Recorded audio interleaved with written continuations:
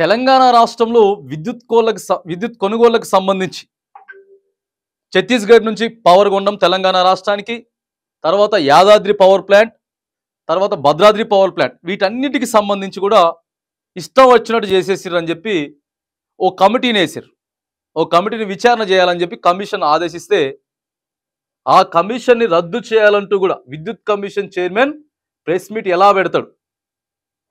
ఈ కేసీఆర్ని విచారణకు రావాలా, నోటీసులు పంపించాలని చెప్పి ప్రభుత్వం ప్రెజర్ తీసుకొచ్చినట్టుంది. ఆయన్ని ప్రెజర్ తీసుకొచ్చినట్టయితే ఇక నరసింహారెడ్డి గారిని కమిషన్ వేసి కేసీఆర్ని విచారణకు రమ్మంటాం. ఆ తర్వాత నేను విచారణకు రానని చెప్పి కేసీఆర్ చెప్పడం, మళ్ళీ ఈయన లెటర్లు పంపడం, ఇవన్నీ జరుగుతున్నటువంటి నేపథ్యంలో ఎట్లా ఏకంగానే ఆయన ఇది చేస్తా ఉన్నాడు, ఏకంగానే ప్రభుత్వానికి అనుకూలంగానే ఆయన నిర్ణయాలు తీసుకుంటా ఉన్నాడు, మమ్మల్ని ఇబ్బంది పెడతా ఉన్నాడు. ప్రెస్ మీట్ నిర్వహించి ఆల్రెడీ విచారణలో ఉన్నప్పుడు ప్రెస్ మీట్ నిర్వహించి ఎట్లా ఈ విషయాలన్నీ బయట పెడతాడు ఇష్టానుసారంగా అని చెప్పేసి సుప్రీంకోర్టుకి పోయింది కేసీఆర్ సుప్రీంకోర్టుకు పోతే ఈరోజు వాదనలన్నీ విన్నది. ఈరోజు మంగళవారం వాదనలు మొత్తం కూడా విన్నటువంటి సుప్రీంకోర్టు ధర్మాసనం సిజేఐ ఒక కీలకమైనటువంటి తీర్పునిచ్చారు.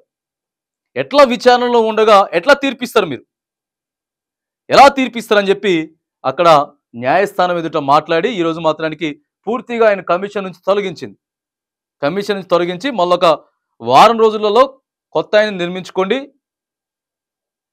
నియమించుకొని విచారణ చేపట్టండి, కానీ మీరు ఏకపక్షంగా పోవడానికి మాత్రానికి లేదు, ఇప్పటికిప్పుడే ఆయన్ని తీసేయాలని చెప్పేసి సుప్రీంకోర్టు అంటే వెంటనే లంచ్ తర్వాత ఆయన వీక్ పడేసి కేసీఆర్ మాత్రానికి దీంట్లో కొద్దిగా సక్సెస్ అయిందని చెప్పుకోవచ్చు. సుప్రీంకోర్టుని ఆశ్రయించిన కేసీఆర్కి ఇక్కడ కొద్దిగా గుడ్ న్యూస్ అనేది చెప్పుకోవచ్చు.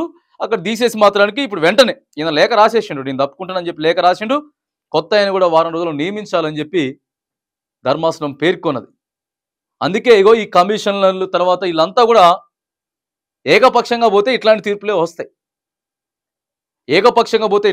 వస్తాయి. కాబట్టి న్యూట్రల్గా పోండి, నిజంగా తప్పు జరిగిందా, తప్పు జరిగితే ఏడ జరిగింది, ఎందుకు జరిగింది అని చెప్పే ప్రయత్నాలు చేయాలి. కానీ ఇక మేము ప్రెస్ మీట్లు పెడతాం, మాకు ఇష్టం వచ్చినట్టు మేము చేస్తామంటే మాత్రం కుదరదు. న్యాయస్థానాలు కోర్టులు ఇవన్నీ చూస్తూ ఊరుకో. కాబట్టి సరే ఏదేమైనా కానీ ఇక ఈ విద్యుత్ కొనుగోలుకు సంబంధించినటువంటి విద్యుత్ కమిషన్ చైర్మన్ ప్రెస్ మీట్ని నరసింహారెడ్డిని మాత్రానికి ఎట్లా ప్రెస్ మీట్ పెడతామని చెప్పి ధర్మాసనం సీరియస్ అయ్యి ఇగో ఈ విచారణ నుంచి ఆయన్ని తొలగించినట్టు కూడా ఒక వార్త మనకు కనబడతా ఉన్నది.